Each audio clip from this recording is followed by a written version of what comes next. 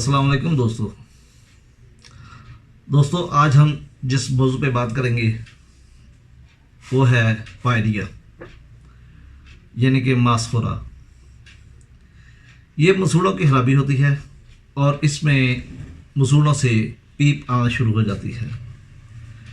सबसे पहले मसूड़ों में सोजिश होती है और सोजिश के बाद आहिस्ता आहिस्ता वहाँ पर पीप जमा होती है और जिसके नतीजे में मसूड़े के रेशे तबाह होने शुरू हो जाते हैं और फिर आहिस्ता आहिस्ता दांत गिरने लगते हैं।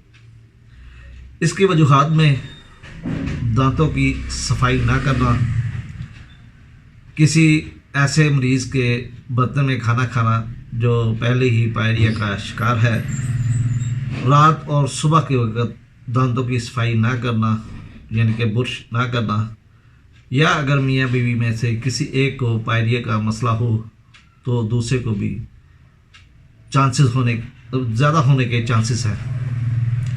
अलामात: इस बीमारी में इब्तदा में दांत और मसूड़ों से खून आने लगता है और मरीज़ कोई सख्त चीज़ नहीं खा सकता।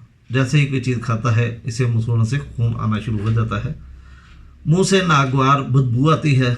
मसूड़ों और दांतों के मिलने की जगह से पीप का अखराज होता है और खुराक के ज़रिए ये मैदे और आंतों में चला जाता है, जिससे हाजमा और मैदा ख़राब हो जाता है।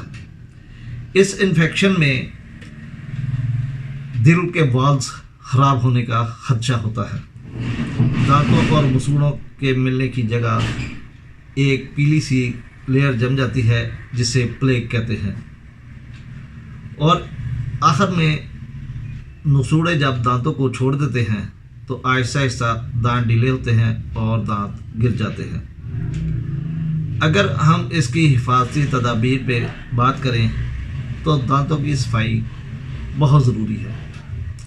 आपको रात को सोते वक्त और सुबह ख़ास तौर पर खाना खाने के बाद आप दांतों की सफाई करें और कभी भी रात को बगैर ब्रश किए आपने नहीं सोना, क्योंकि अगर आप ऐसा करेंगे तो फिर दुनिया की चाहे कोई भी मेडिसिन आप इस्तेमाल कर लें, आप कभी भी शफायाब नहीं हो सकते।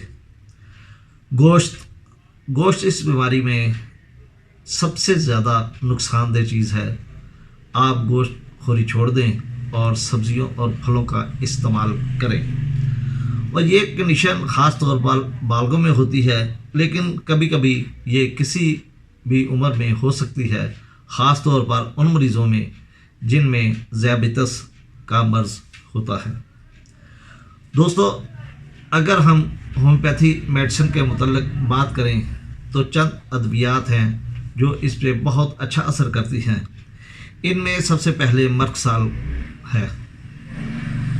मर्कसाल, जैसे कि आप जानते हैं कि इसके मुंह से राल निकलती है, रात को सोता है तो इसका तकिया भीग जाता है, इसके मुंह से बदबू आती है और इसके मरीज़ की जिल्द कभी भी खुश्क नहीं होती। ये हमेशा इसमें नमी रहती है या हल्का सा पसीना रहता है। इसके मुंह में बहुत ज़्यादा पानी होने के बावजूद इसे बहुत ज़्यादा प्यास लगती है। यह सर्दी और गर्मी दोनों से हसास होता है। अगर इस किस्म का मरीज़ हो तो हम मर्कसाल देकर इसका इलाज कर सकते हैं, जो काफ़ी मुफीद साबित होता है। इसके बाद प्लांटिगो भी आपको इल्म है कि ये दांतों की एक बहुत अच्छी दवा है, लेकिन अगर आप इसका मदद लेकर वैसे मसूड़ों पे मलें तो इससे भी मसूड़े मजबूत होते हैं और पायरिया का मसला ख़त्म हो जाता है। स्टाफिसैग्रिया भी कैरीज ऑफ बोन के लिए बहुत अच्छी दवा है। इसमें दांत खाए जाते हैं, स्याह होते हैं और बुरबुरे हो जाते हैं। और अगर इसके साथ साथ इसे गर्म और ठंडा दोनों से तकलीफ़ हो और साथ पायरिया का मसला हो तो हम स्टाफिसैग्रिया देकर भी इसे ठीक कर सकते हैं। दोस्तों, इसके अलावा थूजा वगैरह है।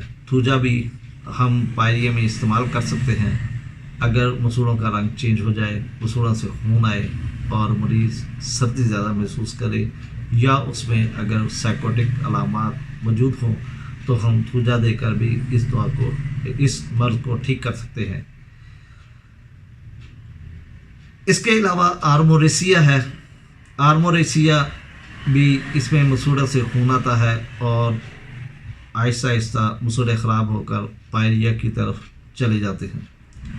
دوستو، جیسا کہ ہم نے پہلے آپ کو ہدایات میں بتایا ہے کہ جب تک آپ دانتوں کی صفائی کا خاص خیال نہیں رکھیں گے، چاہے دنیا کی کوئی بھی میڈیسن آپ استعمال کر لیں، آپ کبھی بھی ٹھیک نہیں ہوں گے. اسی کے ساتھ ساتھ ایک اور چیز ہے،